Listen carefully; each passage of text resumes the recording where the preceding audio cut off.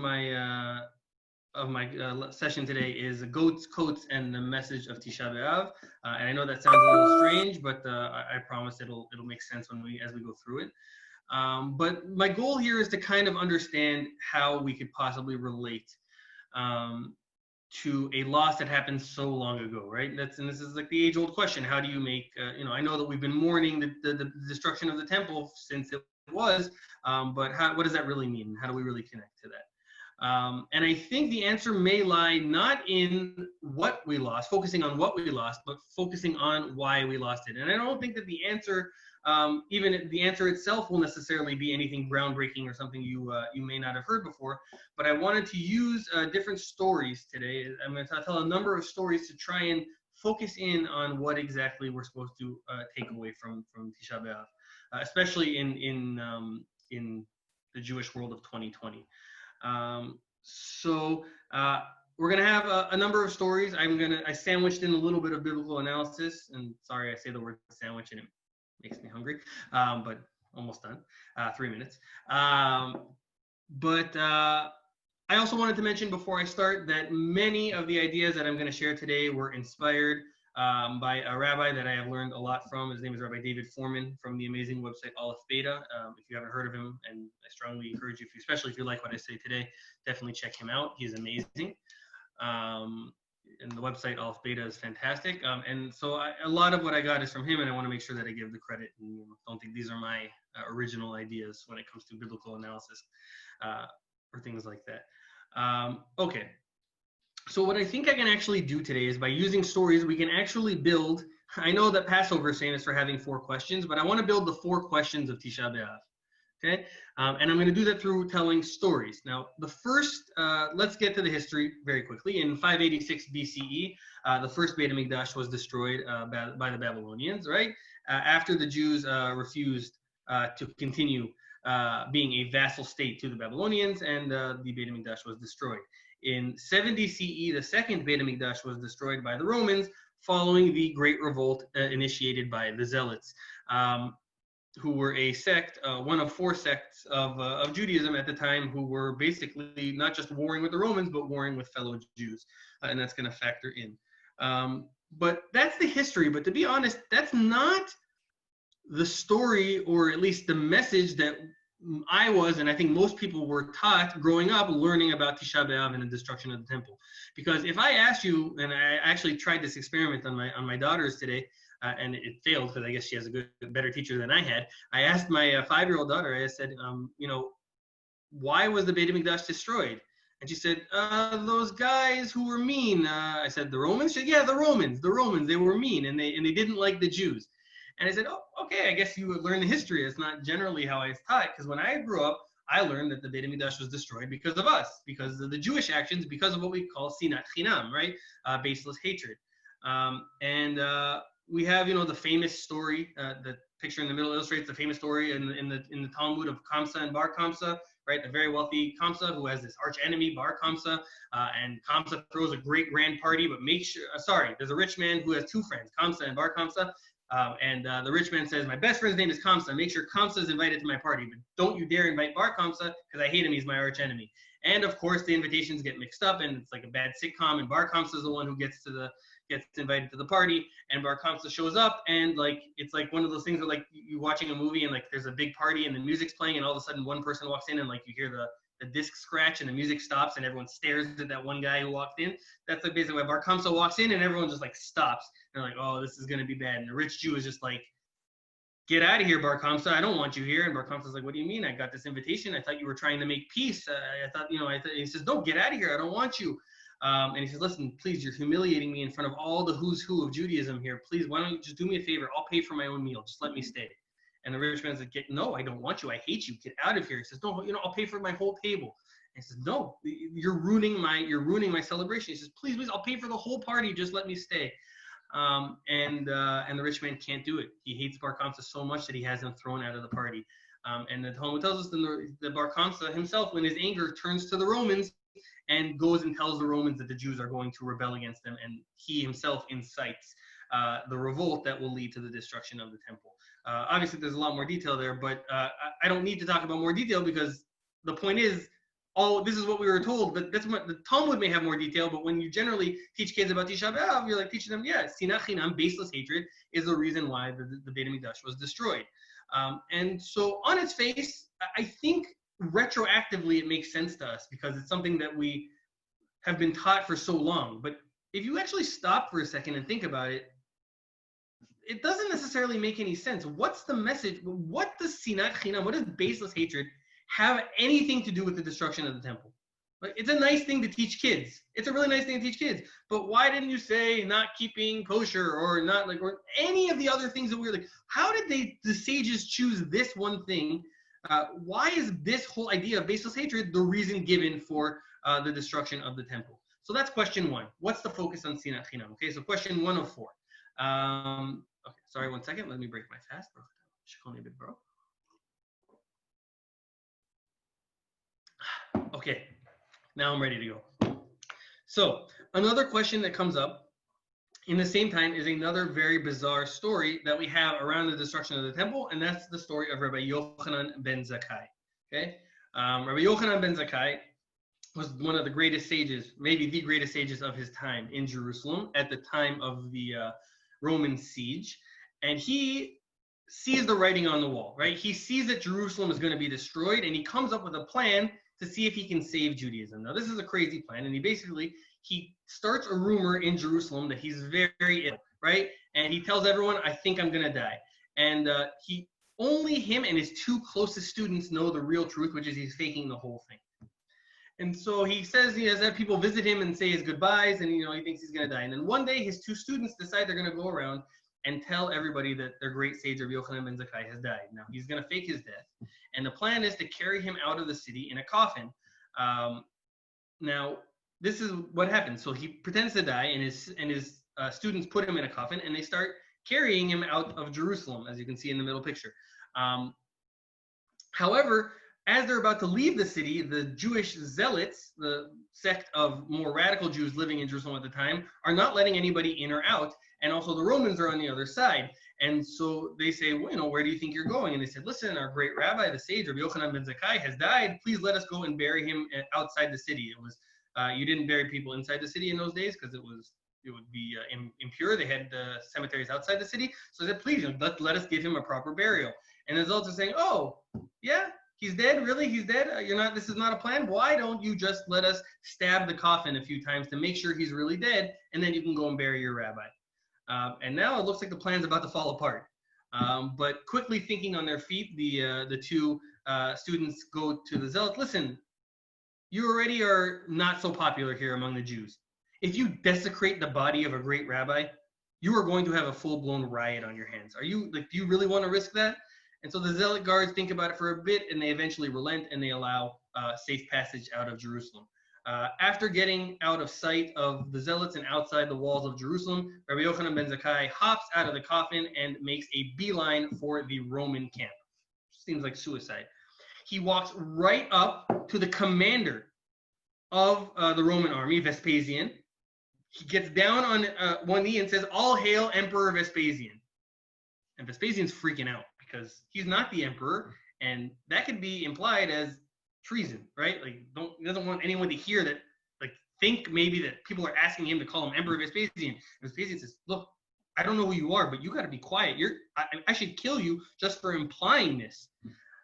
At that very moment, a slave runs up to Vespasian and whispers in his ear and lets him know that Nero, the emperor of Rome, has died, and the Senate has just voted to make Vespasian the new emperor. And Vespasian looks at Rabbi Yochanan ben Zakkai and says, who are you? You must be very wise. And he says, I'm Rabbi Yochanan ben Zakkai. And he says, listen, Rabbi, I will give you anything you ask for. Now, let's think for a second. What on earth should he ask for? Vespasian, the commander of the Roman army, says he'll give him whatever he wants. I don't know about you, but he probably should have asked for the saving of the temple, the Beit HaMikdash, or Jerusalem. I mean, that's what makes sense. And the Talmud itself says that in hindsight, maybe he should have, but he doesn't. Instead, he asks for a town on the beach called Yavne, which was just sand dunes at the time. And he says, give me Yavne and its sages. Those sages will eventually become what we call the Sanhedrin. And it ends up becoming the birth of rabbinic Judaism that actually allows Judaism to survive the destruction of the temple. But that's not my focus here. My focus, again, is on Rabbi Yohanan ben Zakkai's request. Why didn't he ask for Beit HaMikdash to be saved, for the temple to be saved, to be spared? Why didn't he ask for Jerusalem? Vespasian was very impressed with his amazing magic trick, and he said, ask for anything. But he doesn't ask for the obvious. And so that's question number 2. Okay, question number 2 is, why didn't Rabbi Yochanan ben Zakkai ask for the obvious? To uncover the third question, I think we need to stray a bit from the stories of Tisha B'Av and jump to the source. We need to jump back to the Tanakh. In fact, I think we need to jump almost all the way back to the beginning of the Tanakh, to the story of Cain and Able. And Cain and Able is a very interesting story, right? Adam and Eve have 2 kids, 2 sons, Cain and Abel, and one day they each decide that they want to bring a sacrifice to God. Abel's offering was beautiful and well thought out and the best of his fruits. Cain's not so much. He kind of slacked off on it. They both offer their offerings to God. God accepts Abel's but not Cain's. In a jealous rage, Cain hits Abel with a rock, or we're not exactly sure what he hits him with, and Abel dies. Cain buries Abel in the ground, and just seconds later, here comes God and says, hey, Cain, where's Abel? And Cain says famously, Hashomer achi anochi? Am I my brother's keeper? And God says, your brother's blood cries out from the ground, and for that you will be eternally punished. And he gives him a super, super hard punishment. He's going to wander the earth. He'll be a wanderer. He'll never be able to settle, and he'll have this mark on his head, and everyone will know. A horrible punishment. I want to ask a question now that seems a little bit heretical and maybe even a little bit crazy. But if you stick with me, I think you'll understand it. It actually makes sense. Why was Cain punished? Now, think about this for a second. What was God punishing Cain for exactly? That's question 3. Question 3 for me is, what was God punishing Cain for? Now, this is confusing, and I'll get back to it, I promise. But just think about it for a second. If you're thinking in your head right now, why did God punish Cain? I don't think the answer is as obvious as it seems, and we'll get back to it soon. So that's question 3. Question 4 is actually, by developing question 4, it will allow us to already begin to develop our answer, right? This will get us on the road. What we're actually going to do is we're going to answer question 4, and it will set us backwards, and we will be able to reverse Yoda style, question 4, question 3, question 2, question 1 will be able to, I think, help us understand the bigger picture of what we're trying to answer here. And question 4 is a question that I ask my students all the time. So my students, if there are alumni here, and I see that there are a few, hello Moshe, you may be very familiar with this idea. And the question goes to another really strange observation about Genesis, about Bereshit in the Torah, which is, what's with all the stories talking about goats and coats? Now, this is the name of this lecture, right? Goats, coats, and the message of Tisha B'Av. Again, this is a brilliant idea I heard from Rabbi David Foreman, but what's going on here? If you think about it, we have a number of stories of goats and coats. We have Jacob stealing the blessing from his brother Esav, tricking his father. How does he trick his father? He brings his father goat meat that presumably Esav was supposed to bring him, and he takes the coat of this goat fur, right? He makes a coat out of goat fur so that his father feels him, and Esav was hairy, and he feels him, he knows that he's hairy, and he thinks that too. That's goats and coats 1. In Goats and Coats 2, there's actually more, but the second one is kind of one generation later, when the brothers are jealous of Joseph, right? The other 11 brothers of Jacob are jealous of Joseph. They decide to throw him in a pit and then eventually sell him. And after they sell him, they want to trick Jacob into believing that Joseph is dead. And so they take his coat, right, his coat of many colors, and they dip it in goat's blood. And so here you have a goat, blood, and coat, and it again is used as a trick to convince someone of something. So it seems a little bit strange.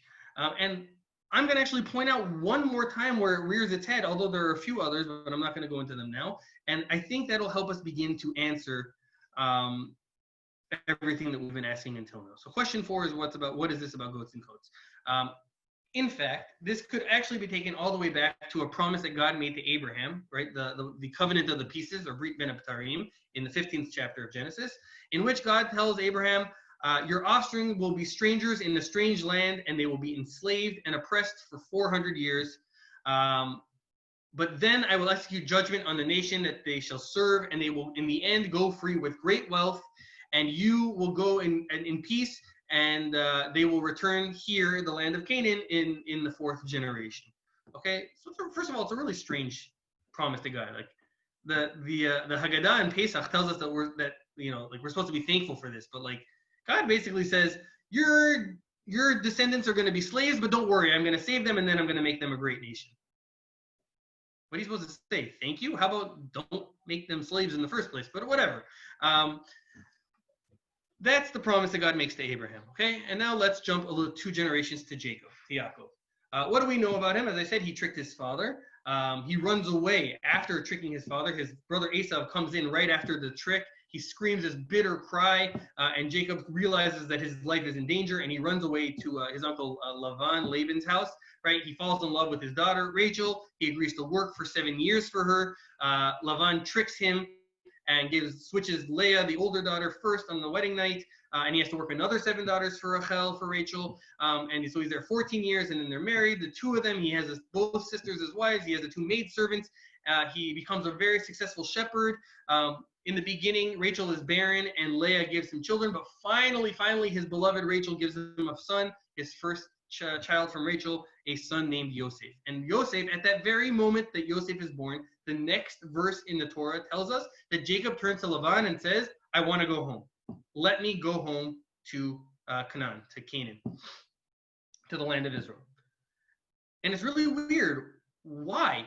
I mean, he'd been working for him for 14 years. He had been there raising his children. What is it about the birth of Joseph that all of a sudden is like, okay, now I got to go? So Rav Dov Soloveitchik says that all the forefathers knew the promise that God made to Abraham, but they didn't know the specifics. And if you look at it on its bare bones, it looks like Jacob's story actually fits the mold pretty well. He was a servant to Laban, right? He basically got tricked into working for him for 14 years. His children were strangers in a strange land. They weren't born in the land of Jacob. They weren't born in the land of Canaan. They were oppressed, right? Worked hard and tricked by Laban. And okay, so they didn't work for 400 years, but 4 generations maybe from Abraham. That's interesting, right? Abraham, Jacob, Abraham, Isaac, Jacob. Oh, Joseph, 4th generation from his beloved wife. So it seems like the implication is that Jacob thought that he was about to become the fulfillment of this prophecy, the promise that God gave to Abraham. In fact, the sages agree, because the sages tell us something really interesting. The sages tell us that Jacob believed that when he got back to Canaan, after he left Laban's house, he wanted to settle the land permanently for the Jews. But he wasn't able to because he got caught up in the sale of Joseph. And that's very telling. So we have these weird echoes, right? Goats and Coats 1, where Jacob tricks his father. Goats and Coats 2, will his sons trick Jacob, right? Trick Jacob himself. And I actually want to point out one more Goats and Coats much further along in a different book of the Torah.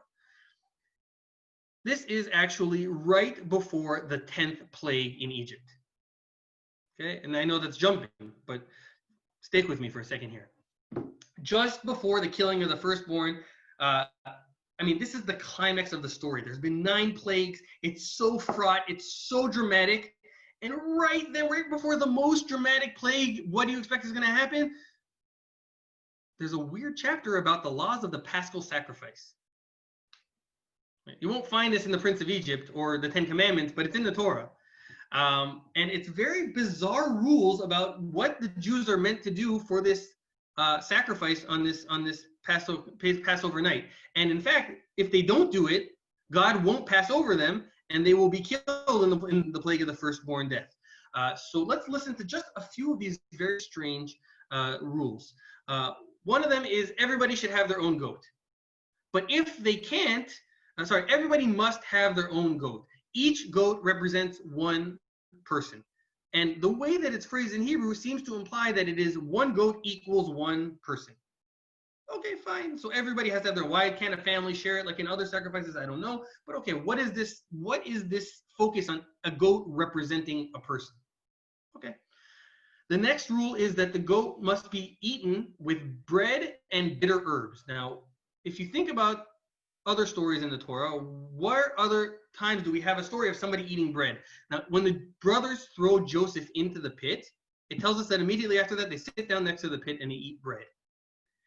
And the words that it uses to say that you have to eat it with bitter herbs is the same word only found once before in the Torah, and it is used to describe the bitter cry that Esau let out when he realized that Jacob stole the blessing. So we're starting to see here that there are echoes in the Pesach story, echoing towards goats and goats 1 and 2. The next rule is that the Korban Pesach cannot be boiled in water. It has to be eaten raw. Now, that's a really weird rule, and where else do we hear about not having any water? So actually, when Joseph was thrown into the pit, the Torah tells us, Habor reik ein bo mayim. The pit was empty and didn't have water, which seems like a really random, arbitrary thing to say. In fact, the sages struggled with trying to understand why. Rashi gave one reason, but all these different reasons.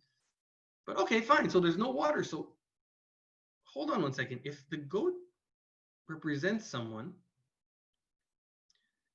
and it can't be in a place with water, so maybe the goat represents Joseph.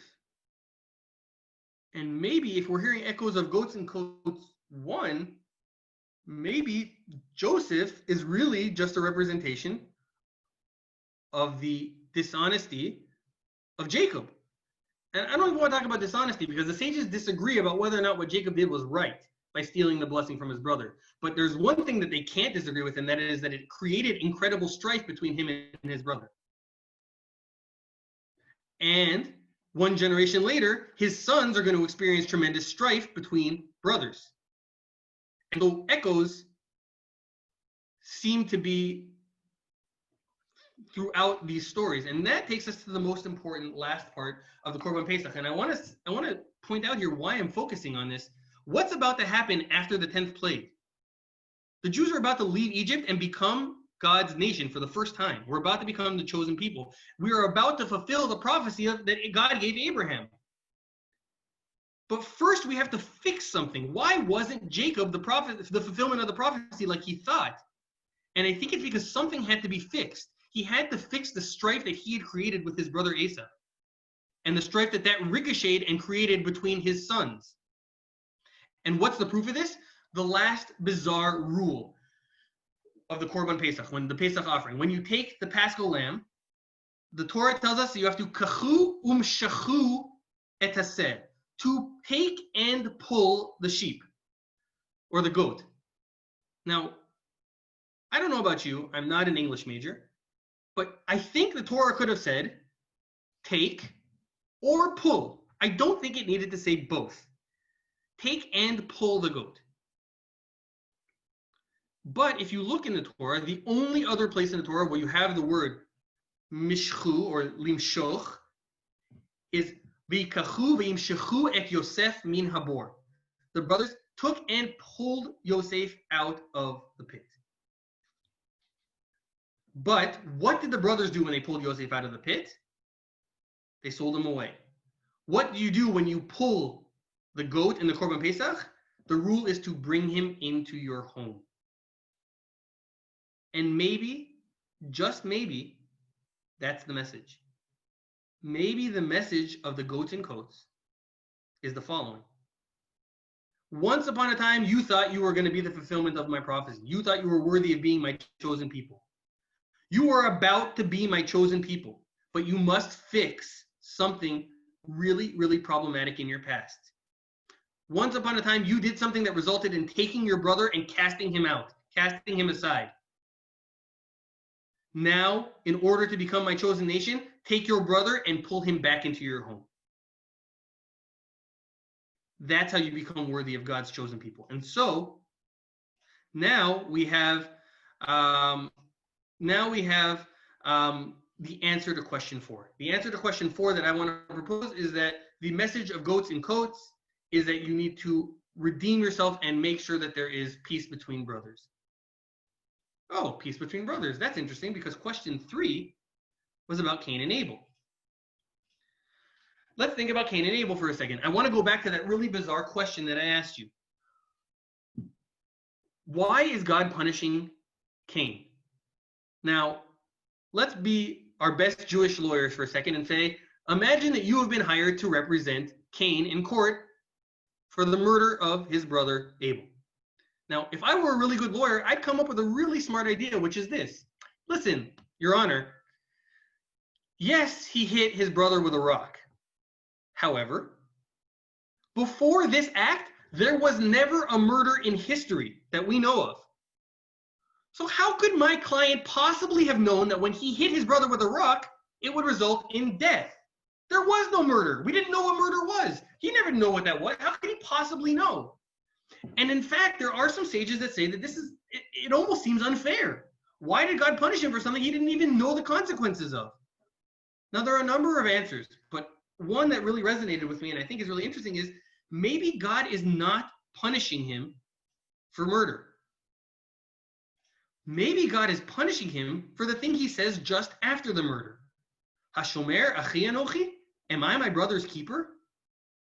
Maybe the answer to the question, tied into the message from Goats and Coats, is yes, I am my brother's keeper. You are your brother's keeper. And because you thought you weren't, that's the punishment. That's something you should have known whether there was murder or not.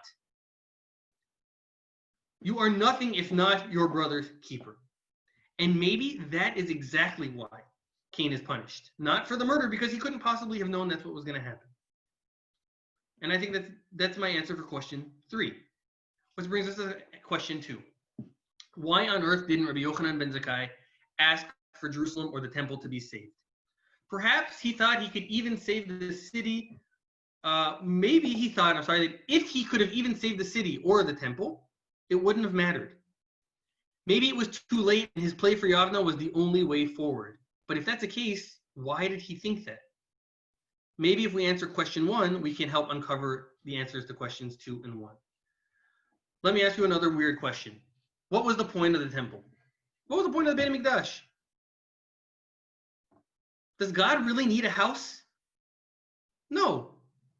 But if you think about it, the real message of the Beit HaMikdash, the temple, can be found probably in its most important usage, which was the Shalosh Regalim, the 3 pilgrimage festivals, in which all Jews were commanded 3 times a year to go from all 4 corners of the earth to convene in one spot to serve God. One people from all over the world uniting together in one spot. One people, one house, one heavenly Father. I mean, just to think about Jews coming from Babylonia and from Egypt and from everywhere and all convening in one spot and hearing the different dialects and the different things and the different smells and different sights and all coming together and all realizing that even though we all look different and smell different and talk different, we all have one single purpose and it's here. That's the point of the Beit HaMikdash. The point of the temple was not really for God. It was for the Jewish people, really for the world. If you look at it, what God tells Solomon, it's not just for Jews. It's for anyone who wants to recognize God as the monotheistic God. The temple was a place for the unity of Jewish people and the world. It was meant to serve as the physical axis of Jewish unity. The second that Sinat Chinam, baseless hatred, came into the picture, even if the sacrifices in the temple were still going every day, it meant nothing because it wasn't serving its real purpose.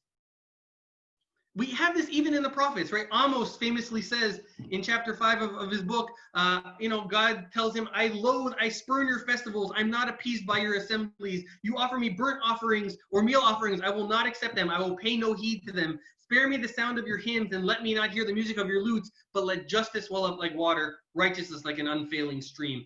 Your sacrifices and prayers mean nothing to me if you are bad people. If you are not getting along, then everything you do at the temple means nothing. And if that's the case, maybe that is why Rabbi Yohanan ben Zakkai didn't bother asking to save the temple, because he knew, even if the temple was saved, Jewish unity was horribly fractured. It was done. It was over. The building had already been rendered empty before the Romans laid their hands on it. And maybe that's why we're told that it wasn't really the Romans. Yes, the Romans physically destroyed it, but it's our actions. I mean, we had these 4 sects. I was telling you, the Pharisees, the Sadducees, the Zealots, and the Essenes, and it came to violence that broke out between them, literal violence. So what was the point of having the temple anymore? It wasn't serving as the axis of Jewish unity. And maybe Yohanan ben Zakkai said it's time to cut our losses and reboot somewhere else.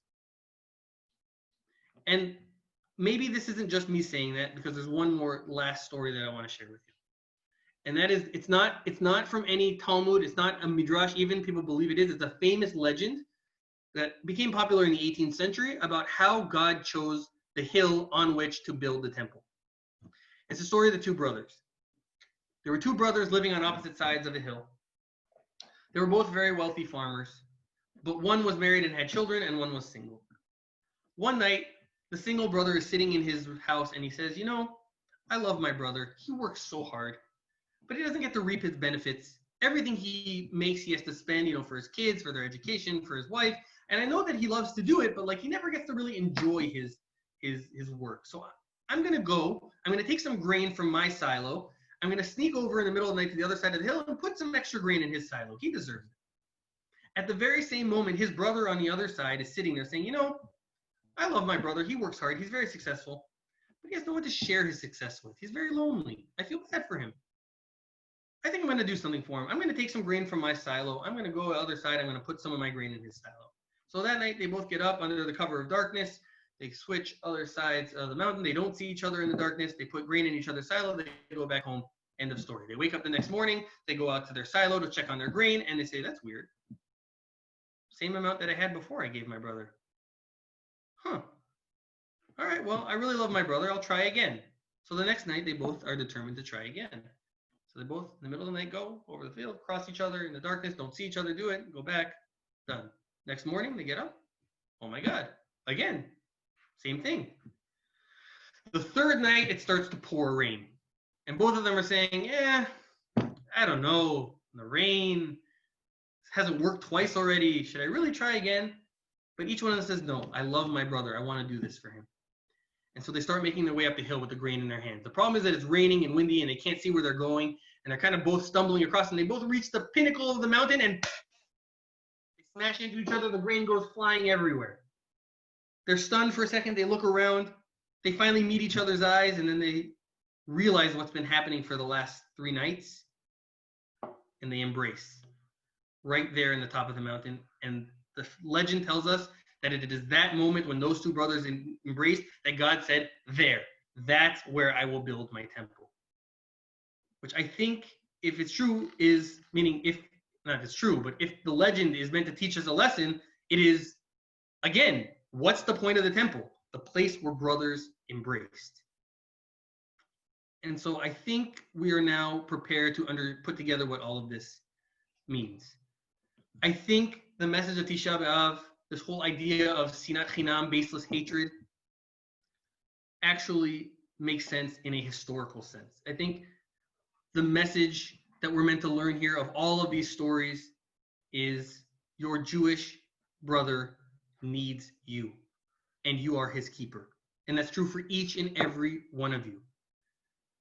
Maybe it's hard for us to connect to the idea of a temple being destroyed, but Lord knows it's not hard for us in Tisha B'Av of 2020 to connect to this message of our brother needing us.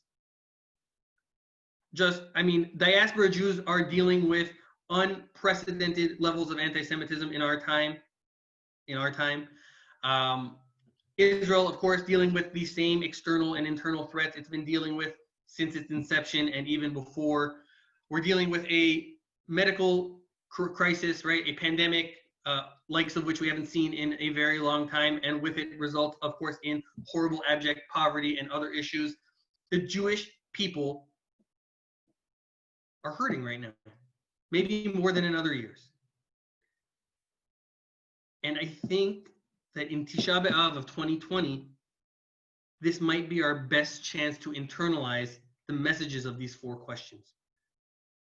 I think, if anything, today we can understand that the destruction of the temple and its remembrance today is a is a coda for us. It's a model. It's for us to remember going forward, from this day going forward. And it's such a difficult time, but any time, that Jewish brothers and sisters must embrace, must get along, must not be fractured in order for us to move on to the next level of salvation, whatever that looks like. And so that's the message I want to leave with you today.